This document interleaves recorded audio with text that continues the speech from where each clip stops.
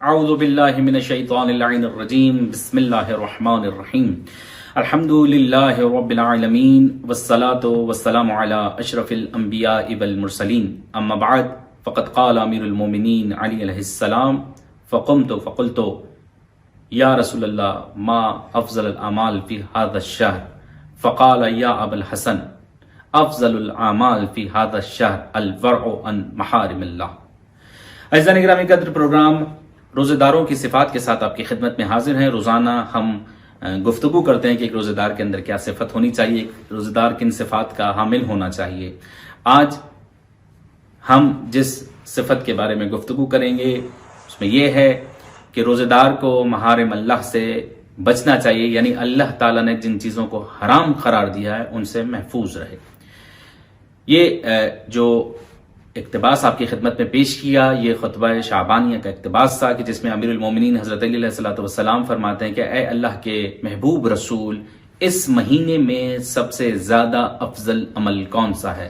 جس کے جواب میں آپ صلی اللہ علیہ وسلم فرماتے ہیں کہ اے ابا الحسن، اس مہینے میں سب سے افضل عمل اللہ تعالیٰ کی حرام کردہ چیزوں سے اپنے آپ کو محفوظ رکھنا ہے۔ عزیزان گرامی قدر، اس جملے کی باریکی کو محسوس کیجئے، اس کی گہرائی کو محسوس کیجئے کہ آپ صلی اللہ علیہ وسلم نے جتنے بھی اعمال ہیں کہ جن کے بارے میں روایات بہت زیادہ ہیں، سب کو چھوڑ کر صرف ایک لفظ فرمایا ہے کہ سب سے افضل عمل یہ ہے کہ اللہ کی حرام کردہ چیزوں سے محفوظ رہا جا سکے۔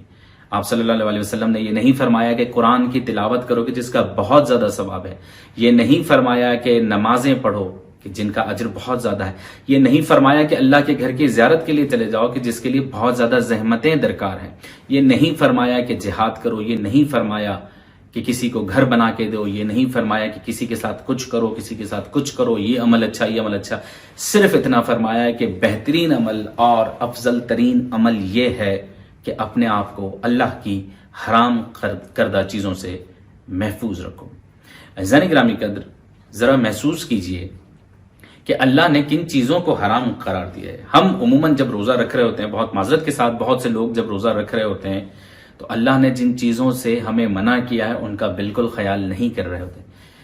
روزے کا مطلب صرف یہ نہیں ہے کہ ہم کھانا پینا چھوڑ دیں، ہرگز قطعاً یہ مطلب نہیں کھانا پینا چھوڑ دیں۔ کھانا پینا تو ویسے ہی روزے کی شرائط میں سے کہ جو ہمیں چھوڑنا ہے، اس کے علاوہ بھی تو کتنی شرائط ہیں۔ ہم جب بازار میں جاتے ہیں تو ایسا لگتا ہے عید سے پہلے عید آ گئی ہے بیچنے والوں کی۔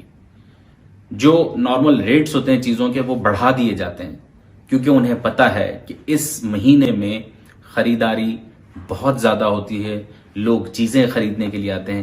یہ پہلا حرام کام کہ آپ نے اصل چیز کی میں ایک مثالیں دے رہا ہوں، آپ نے اصل چیز کی قیمت بدل دی۔ اسی طرح اور کتنے ہی کام ہیں کہ جن کے بارے میں آپ دیکھیں انسان جھوٹ بھی بول رہا ہوتا ہے، اللہ نے منع کیا ہے۔ اب ہوتا کیا ہے کہ پھر مختلف دلائل پیش کی جاتی ہیں، اب بھائی یہ مسئلہ تھا اس لیے ہم نے اس طرح کی بات کر دی۔ یا کچھ لوگ اتنے عادی ہوتے ہیں بد زبانی کے کہ وہ رمضان میں بھی بد زبانی سے پرہیز نہیں کرتے۔ اس کے علاوہ بہت سی چیزیں ہیں، لیکن اگر ہم نہج البلاغہ کا مطالعہ کریں تو امام علی علیہ السلام نے نہج البلاغہ میں بھی عبادات کا اتنا تذکرہ نہیں کیا جتنا گناہوں سے بچنے کے لیے فرمایا، محرمات سے بچنے کے لیے فرمایا۔ خود امام باقر علیہ السلام فرماتے ہیں کہ صبر دو طرح کا ہے، ایک صبر بلاؤں اور مصیبتوں پر ہے، ایک صبر اپنے آپ کو گناہوں سے بچانے کے لیے۔ اور ان دونوں صبروں میں سے بہترین قسم جو ہے وہ گناہوں سے بچنے کے لیے۔ عزیزان گرامی قدر، تھوڑا سا توجہ کیجئے کہ جب انسان کے اوپر کوئی بلا آتی ہے، کوئی مصیبت آتی ہے، کوئی یہ معمولی بات نہیں، یہ بہت بڑی بات ہے کہ کسی کے اوپر اللہ نہ کرے کوئی مصیبت آ جائے، اس کے باوجود بھی وہ صبر کر جائے۔ امام فرماتے ہیں اس سے زیادہ افضل وہ صبر ہے کہ جس نے اپنے آپ کو گناہوں سے بچانے کے لیے کیا۔ اسی طرح میں بات کر رہا تھا کہ نہج البلاغہ میں دیکھ لیجئے کہ امام نے عبادات کا اتنا تذکرہ نہیں کیا جتنا محرمات کا تذکرہ کیا کہ اپنے آپ کو بچاؤ ان چیزوں سے۔ اس کے بعد ہم پھر دلائل لے کر آ جاتے ہیں، مثلا اگر کوئی کسی کو رشوت بھی دے رہا ہے تو طریقے کے ساتھ دیتا ہے اور کہتا ہے کہ یہ رشوت نہیں ہے، اس کا انعام ہے۔ ہم نے الفاظ بدل دیے اپنے آپ کو بچانے کے لیے۔ عزیزان گرامی قدر، یہ دھوکہ ہم کس کو دے رہے ہیں؟ نعوذ باللہ، اللہ کو، اللہ کے بھیجے ہوئے برگزیدہ لوگوں کو، یا اپنے آپ کو؟ کس کو دے رہے ہیں؟ خود امام علی علیہ السلام کے پاس اشعث نامی شخص نے ایک پلیٹ حلوے کی بھیجی تو آپ علیہ السلام نے فرمایا کہ لے جاؤ، یہ جو تم رشوت کے طور پر میرے پاس لے کر آئے ہو کہ تم نہیں جانتے کہ چیونٹی کے منہ کے برابر بھی اگر کوئی علی سے کہے کہ ہم تمہیں پوری کائنات کی ایک چیز دے دیتے ہیں، حالانکہ مولا کائنات ہیں، اگر علی کو کوئی اتنی چیزیں دینے کے باوجود بھی کہے کہ چیونٹی کے منہ کے برابر اللہ کی معصیت کرو، تو خدا کی قسم علی اللہ کی معصیت نہیں کرے گا۔ بالکل اسی طرح کسی کا مال کھانا، کسی کو لوٹ لینا، اب ہوتا یہ کہ رشتہ دار ایک دوسرے کو لوٹ رہے ہوتے ہیں مختلف بہانوں سے، مختلف ہیلوں سے۔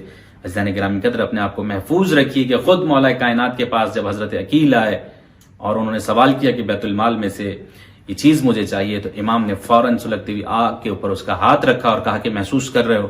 کہا کہ بالکل، کہا کہ جنت جہنم کی آگ اس سے زیادہ خطرناک ہے، اگر میں نے ایسا کر دیا تو جہنم کی آگ انتظار کر رہی۔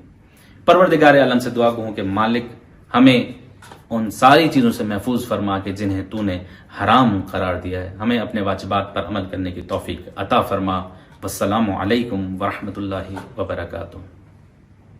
اللهم صل على محمد